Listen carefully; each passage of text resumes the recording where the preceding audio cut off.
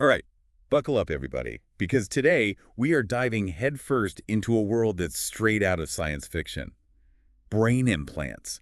I mean, remember when this was just the stuff of movies? Yeah, it's crazy to think how quickly things are changing. Well, and that's exactly what we're going to be talking about today. How brain implants, Yeah.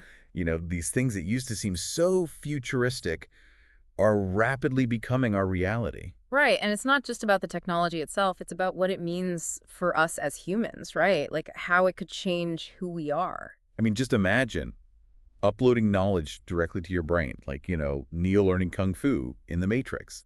It's both exciting and a little bit terrifying, to be honest. Totally. And that's what makes this topic so fascinating. We're talking about medical breakthroughs that could help millions of people. Oh, yeah, for sure. Like people with paralysis regaining control of their limbs. Exactly. But we're also talking about potential ethical dilemmas that we've never faced before. Like, what happens to privacy when our thoughts themselves are no longer private? Right. That's the thing that really blows my mind about all this. We're talking about literally merging our minds with technology. And we're just at the beginning of this journey. So let's unpack some of this, starting with the basics. What exactly are brain implants? Yeah, some people might still picture like some clunky device straight out of a Frankenstein movie. Well, it's actually a lot more sophisticated than that. Essentially, a brain implant, sometimes called a brain-computer interface, or BCI, is a device that interacts directly with your brain. Interacts how? Like, what does that even mean? Okay, so it can either record brain activity or it can stimulate specific areas of the brain. And it does this by, creating a direct line of communication between your brain and a computer. Okay, so it's kind of like a USB port for your brain. Yeah, that's a pretty good analogy. So we've got this direct connection between our brains and computers. What are the potential benefits of that? Well, let's start with the medical applications. We're talking about things like restoring lost function for people with paralysis, controlling prosthetic limbs with thought, even treating conditions like Parkinson's disease and epilepsy. So we're talking about real life-changing stuff for people who are suffering. Absolutely. And then there's the potential to go beyond just treating existing conditions. What about enhancing human capabilities beyond our natural limits? Okay, now you're talking. Like, what if I could download knowledge directly to my brain? No more late-night cramming for exams. Exactly. Imagine learning a new language in a matter of hours or mastering a complex skill in a fraction of the time it would normally take. Sign me up for that. But, while all that sounds amazing, I have to admit, the idea of having something implanted in my brain does kind of freak me out a little. I get that. It's a big step. And like with any new technology, there are potential downsides to consider. I mean, we're talking about something that could potentially change who we are as humans. Right, and that's what makes this whole thing so fascinating and terrifying at the same time. We need to ask ourselves some serious questions about what we're willing to risk. Exactly. So, with that in mind, let's start unpacking some of the potential downsides, starting with privacy.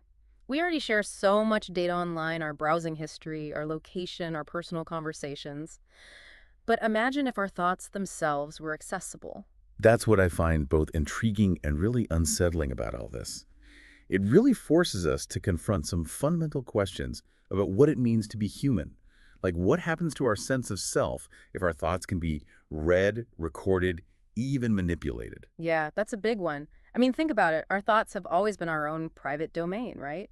But brain implants could blur that line in a way that we've never experienced before. So let's dive deeper into some of these specific concerns. What are some of the things that people are worried about? Well, one of the biggest concerns is the potential for inequality.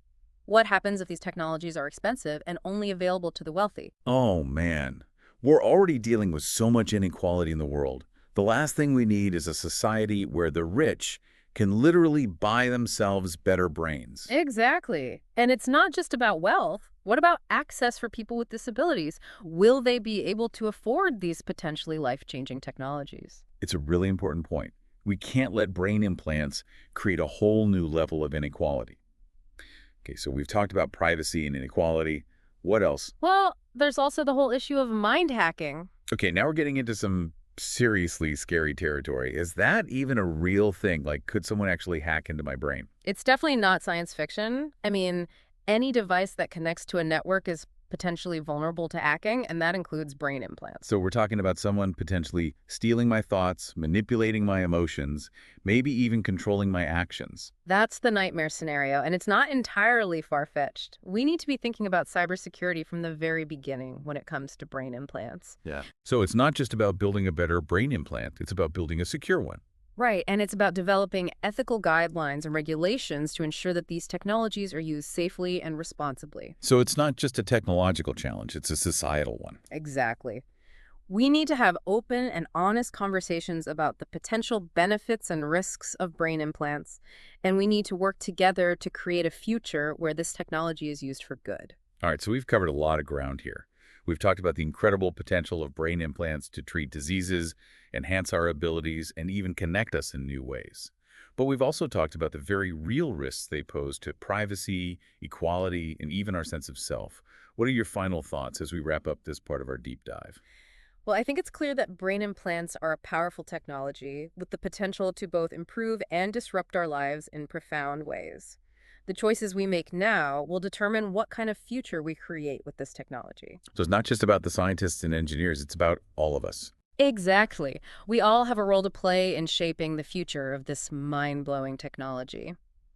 Welcome back. I hope everyone had a chance to, process all that because we're about to go even deeper down the rabbit hole of brain implants. Okay, yeah, I'm still trying to wrap my head around all of this. I mean, seriously, uploading knowledge to the brain, that's just wow. It's like exhilarating and kind of scary all at the same time. Yeah, it definitely pushes us to think about what it means to be human, like what we value, the kind of future we're headed towards. And, that's what we're trying to unpack here.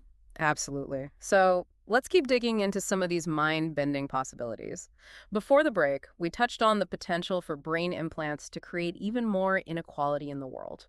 Like, are we really talking about a future where the rich can just buy themselves better brains? It's a real concern. Imagine a world where, those who can afford brain implants have access to enhanced cognitive abilities, supercharged memories, lightning fast learning, while those who can't, well, they're just left behind. Man, that sounds straight out of a dystopian sci-fi movie. Yeah. Like a world divided by those who have enhanced brains and those who don't. And it's not just about wealth, right? I mean, think about access. What about people with disabilities? Will they have equal access to these technologies? Or will they be further marginalized? Yeah. And what about jobs? Could you imagine employers requiring brain implants for certain positions? So like suddenly your brain power isn't enough. You need to have the latest upgrade to even compete. It's definitely something we need to be thinking about now while this technology is still developing. How do we ensure that it benefits all of humanity, not just a select few? How do we prevent it from exacerbating existing inequalities? Big questions for sure. And, while we're talking about potential downsides, I got to bring up the one that really creeps me out. Mind hacking. I mean, come on. Is this something we should actually be worried about, or is it just like the stuff of paranoid fantasies? It's definitely not just fantasy. Look, any device that's connected to a network, and that includes brain implants, is potentially vulnerable to hacking. Okay, so hold on a second. Are we really saying that someone could hack into my brain, steal my thoughts, maybe even control my actions? Like, how realistic is that? More realistic than we might want to believe, and the stakes are so much higher when we're talking about accessing someone's brain, right? We're not just talking about stealing data, we're talking about potentially manipulating someone's thoughts, their emotions, their behavior. Okay, yeah, that's some next level stuff. I mean, cybersecurity is already a huge challenge online. How do we even begin to protect our brains from hackers? It's a massive challenge, no doubt. We need, like, seriously robust cybersecurity measures. But it also requires a shift in mindset. We need to start thinking about brain security the same way we think about physical security, protecting our minds as fiercely as we protect our homes and our bodies. So it's not just about firewalls and antivirus software. It's about being aware of the risks and taking proactive steps to protect ourselves. Exactly, and it's about demanding accountability from the companies that are developing these technologies. They need to prioritize security from the get-go, build in safeguards, be transparent about the risks. Right. It all comes down to trust. We need to be able to trust that the people who are creating this technology have our best interests at heart. Trust is key. Yeah. And it has to be earned through, transparency, responsible development, a commitment to ethical principles. We also need, like, Clear regulations, strong oversight to ensure that these technologies are used safely and ethically. This is a lot more than just a technological challenge, isn't it? It's a societal one. Yeah. We need to have a serious conversation about what we're willing to accept, what limits we need to set, what kind of future we want to build with this technology. Absolutely. We have to find that sweet spot, that balance between innovation and responsibility, Yeah. between pushing the boundaries of what's possible and protecting what makes us human.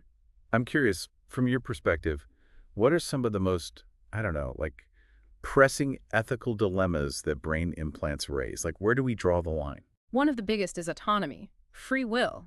I mean, if a device can influence our thoughts, our emotions, are we truly in control of our own minds? Where's that boundary between enhancement and manipulation? It's a slippery slope, for sure. Like, where does therapy end and mind control begin? And man, what about coercion? Could employers or governments pressure people to get brain implants like, hey, want that promotion, get the upgrade, or want access to healthcare, implant required? All valid concerns. We have to be super vigilant about protecting individual rights and freedoms in this totally new landscape. And then there's the question of identity. If we can alter our memories, enhance our abilities, download new skills, or even personalities, what does that mean for our sense of self? Whoa. It's like we're talking about a world where reality itself becomes fluid, customizable. Like, what's real anymore? What's authentic? What even defines who we are? And those questions, they get to the heart of what it means to be human in a world where technology is so deeply intertwined with our very essence. For all the potential risks, I can't help but be drawn to the idea of human enhancement. I mean, the possibility of expanding our mental and physical capabilities is just so, well, alluring. Is it wrong to want to be more than we are? It's a natural human desire, right? To strive for improvement, to push the limits. The question is, how do we pursue those enhancements ethically and responsibly? How do we make sure they benefit all of humanity, not just a select few? Finding that balance, that's the key. We need to be cautious, but also open to the possibilities. Exactly. We got to approach this with both a sense of wonder and a healthy dose of skepticism. Ask the hard questions, have open and honest conversations, hold ourselves and those developing these technologies accountable. It's like we're standing at a fork in the road. One path leads to a future where brain implants empower us, enhance our lives, connect us in ways we can't even imagine. The other path leads to, well, something a lot darker. Control, manipulation, a loss of what makes us unique, human. And the path we choose depends on the choices we make today. The decisions we make right now will shape the future of this technology, how it impacts humanity for generations to come. All right, welcome back to the deep dive. Mhm. We've been talking about brain implants, the incredible potential, the very real risks. It's a lot to process. It really feels like we're on the verge of something huge, something that could redefine what it means to be human. Absolutely. And as with any powerful technology, the question isn't just can we do it, it's should we do it? And if so, how do we do it responsibly? That's what we'll be focusing on in this last part of our deep dive.